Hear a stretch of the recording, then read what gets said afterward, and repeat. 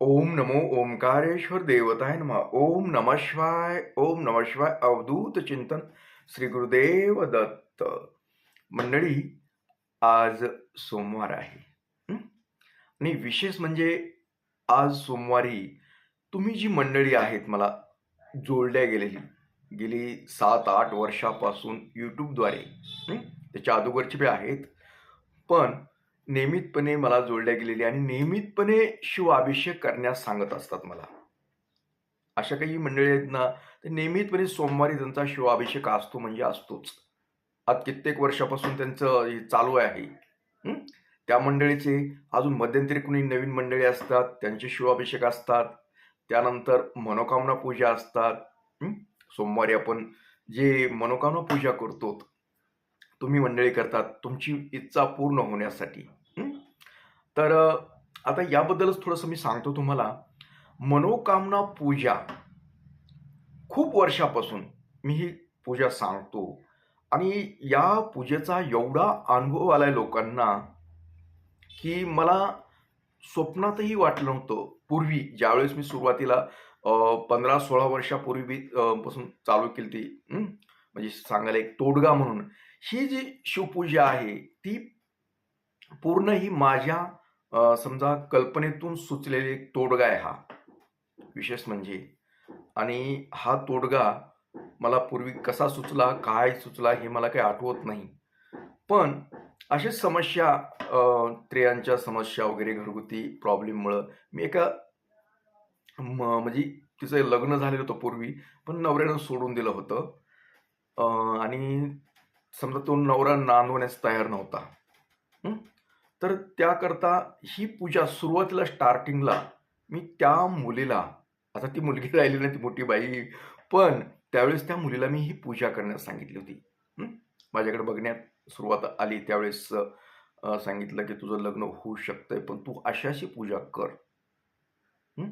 मग तिला ती सुरुवातीला कशी पूजा करायची हे मला एक ध्यानधारणेतून जे मी मंत्र साधना करतो, याच्यातून सुचलेला तोडगा होता. कारण मी ज्यावेळेस बऱ्याच वेळेस कुणाचं पाहतो, काही समस्या असेल, त्यावेळेस पाहिलं तर मला ते समजतं की बाबा ह्याला काय करायला पाहिजे, काय नाही, अगदी कसं होईल, काय? ह्या गोष्टी मला कळत राहतात.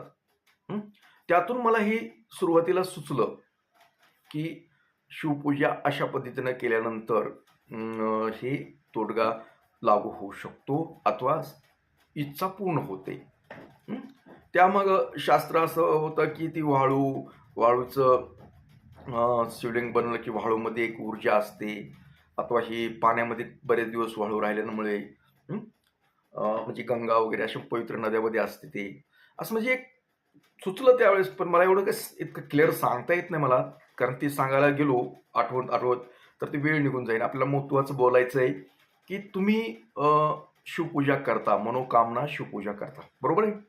प्रत्येक सोमवारी करता आणि प्रत्येक सोमवारी तुम्ही करता, पण माझ्याकडे प्रत्येक सोमवारी मनोकामना पूजा कुणाची तरी असते. ज्याची का मनोकामना पूर्ण झाली, अशा व्यक्तीची पूजा असतेच. जवळ असतेच. कारण कुणी लग्नाच्या संदर्भात करतं. जास्त करून लग्नाच्या असतात. लग्न जमत नाही, लग्न जमण्यास व्यत्यय होतो. हं. त्यावेळेस ही शिवपूजा केल्यानंतर लग्न जमतेत, लग्न होतात. कुणी बरेच दिवस झालं लग्न म्हणजे वर्ष उलटून गेले लग्न होऊनही बाळ होत नाही. बाळ समजा झालं, राहिलं तरी समजा गर्भपात होणं, अशा गोष्टीसाठी सुद्धा मनोकामना पूजा केली जाते. हे पुन्हा वाढत गेलं ते असे वेगवेगळे. तसं ते म्हणजे संततीसाठी चांगली संतती व्हावी, हं, हुशार व्हावी, म्हणजे देखणी व्हावी, अशासाठी सुद्धा करतात लोकं.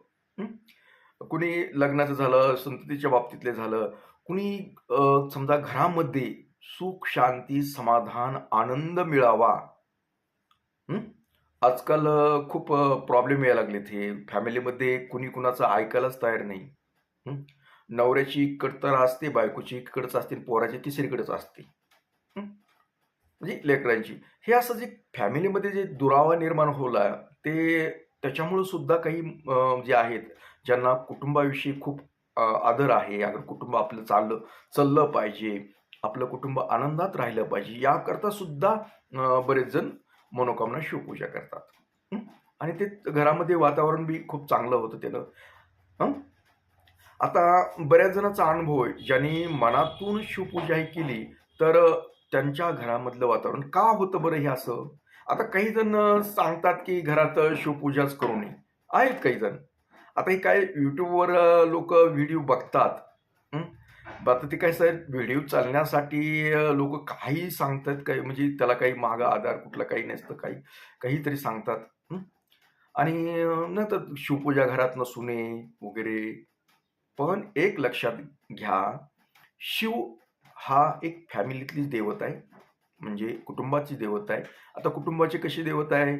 आपण थोडक्यात समजून घेऊया, की शिव हा पार्वती त्याची समजा पत्नी आहे, कार्तिकेय आणि गणपती बाप्पा हे त्याची मुलं आहेत.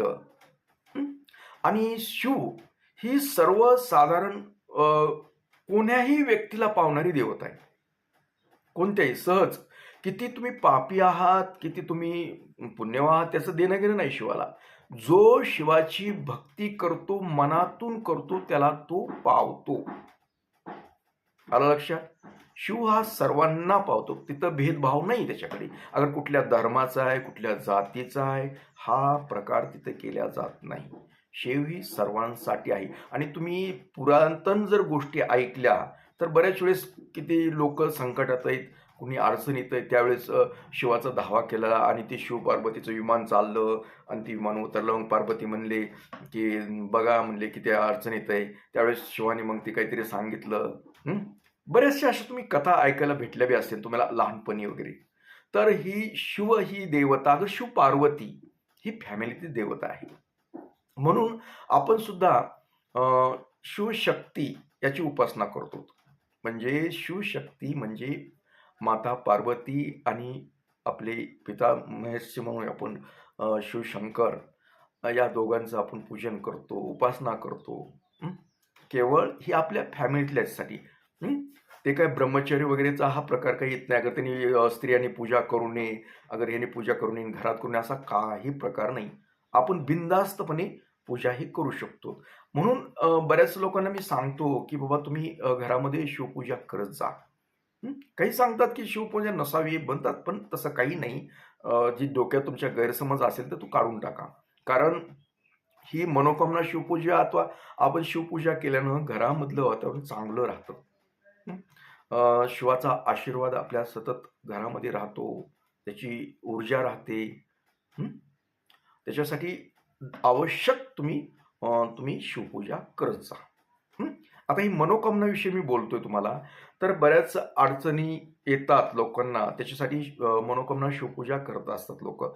आणि त्यामध्ये मी काय सांगत असतो तुम्हाला, की उपास करा.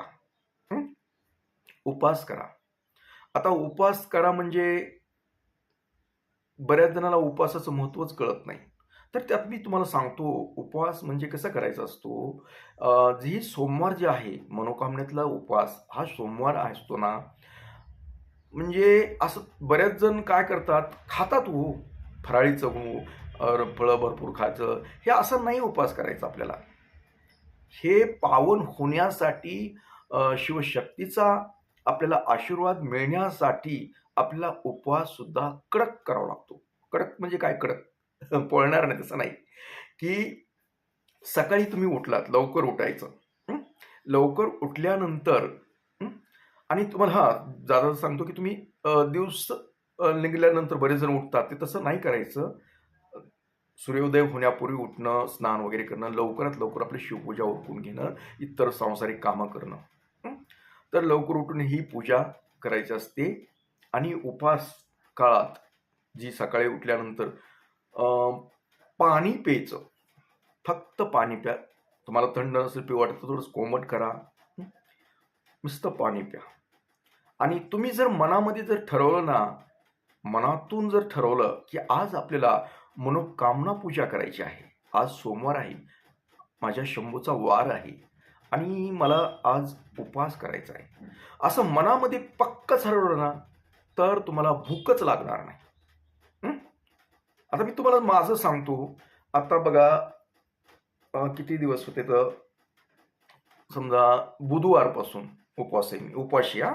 बुधवार बुधवार गेला, गुरुवार आपलं बुधवारी म्हणजे हनुमानाचा उपवास होता आणि गुरुवारी हनुमान जयंती होती. त्यानंतर शुक्रवार मग आता म्हणलं नाही का राहू द्या उपवास धरायला आहे, तर उपवास शुक्रवार धरला. शनिवार हनुमंताचाच असल्यामुळे सलग धरलेत म्हणून हनुमंताच्या नावाने, तर म्हणलं शनिवार पण धरून टाकायचा. आणि झालं काय की रविवार आला, तर रविवारी अगोदरच मला शनिवारीच गोव्याच्या एक ताई येतात, संगीता नागवेकर म्हणून, वयस्कर ताई त्या.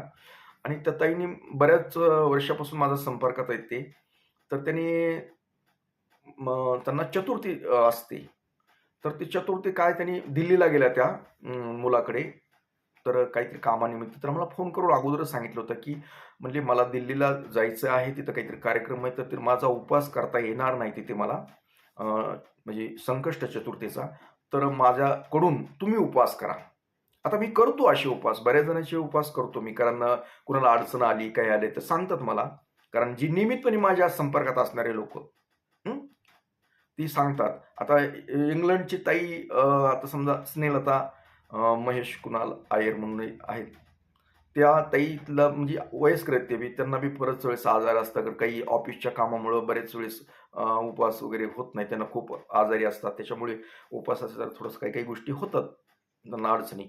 तर त्या सुद्धा मला गेल्या वर्षी समजा त्यांनी प्रदोष, त्यांना डॉक्टरनी सांगितलं की उपवास तुम्ही करू नका, म्हणून त्यांनी मला गेल्या वर्षीच सांगितलं होतं की माझे प्रदोष व्रत आहे, ते आता असं असं म्हणाले डॉक्टर, मग काय करू? तर म्हणलं ते काही काळजी करू नका, मी तुमच्या वर्षी उपवास करतो. म्हणून त्या ताईचे गेल्या वर्षी म्हणजे आत्ताच्या शिवरात्रीपर्यंत मी त्यांचे प्रदोष उपवास मी करत गेलो. कारण याच्यात काही की बाबा ते सुद्धा पुण्याचं काम आहे. ज्यांना होत नाहीत, माझ्या संपर्कात असतात, त्यांचे उपवास मी करतो, अडीअडचणीला मी उपवास करत असतो त्यांचे. त्याच्यामुळे हे उपवास म्हणजे आता बुधवारपासून चालूच आहेत. रविवारी चतुर्थी आली त्या ताईची, आपल्या गोव्याच्या ताईची चतुर्थी. आता आज सोमवार आहे, हे नेहमीप्रमाणेचा उपवास असतोच मला. म्हणजे मी आज किती सलग किती 4-5 दिवस व्हायला लागले ना उपवास करतो. हां, आता आपला मूळ मुद्दा आहे की उपवास कसा करायचा आहे. तर सकाळी तुम्ही पाणी पिलात, जोपर्यंत तुम्ही मनात म्हणजे येत नाही तुमच्या काही खावाचं, तोपर्यंत खाऊच नका, मनावर आणूच नका.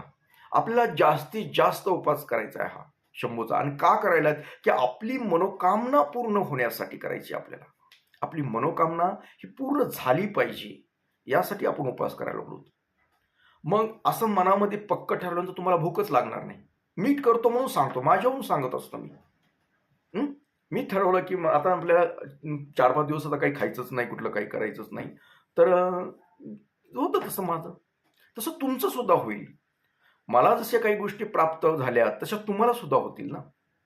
तुमच्या मनोकामना पूर्ण होतील. तुम्ही ज्या गोष्टीसाठी उपासना करायला अथवा ही शिवपूजा करत आहात, ती गोष्ट तुम्हाला साध्य होईल. तुमची मनोकामना पूर्ण होईल, इच्छा पूर्ण होईल तुमची.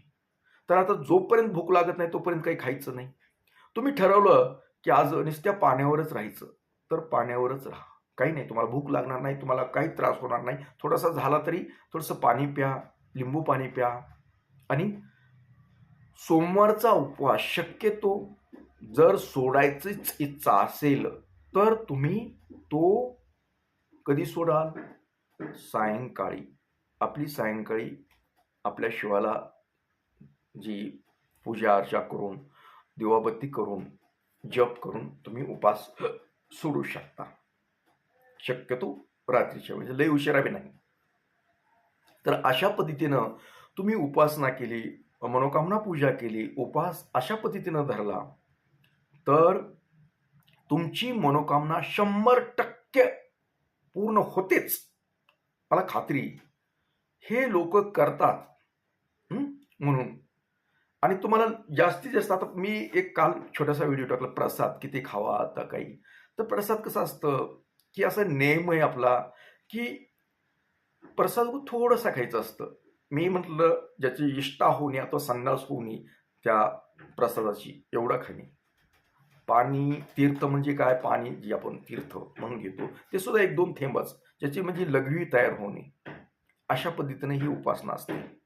तुम्ही अशी कडक उपासना केली, मनोकामना पूजा केली, तर तुमची इच्छा पूर्ण झाली म्हणून समजायचं. हं? आलं लक्षात? तर अशा पद्धतीनं तुम्ही करत राहा आणि तुम्हाला शंभूचा आशीर्वाद आहे आणि माझा पण आशीर्वाद राहील आणि तुमची मनोकामना 100% पूर्ण होईल. यात कसलीही शंका नाही. आणि आता जाता-जाता तुमच्यासाठी मी प्रार्थना करतो. हं? शंभूकडे प्रार्थना करतो की तुम्हाला चांगल्या प्रकारे आरोग्य लाभावं. हं? तुम्ही सदैव निरोगी असावं. काय तुमच्या अडी-अडचणी आहेत त्या दूर व्हाव्या. याकरता मी शंभूकडे प्रार्थना करतो आणि आजचा हा आपला सोमवारचा हा कार्यक्रम इथेच थांबवतो आणि परत भेटणारच आहे तुम्हाला पुढच्या कार्यक्रमात. तोपर्यंत मंडळी, ओम नमः शिवाय. जय हिंद, जय भारत. सुखी राहा आणि समाधानी राहा.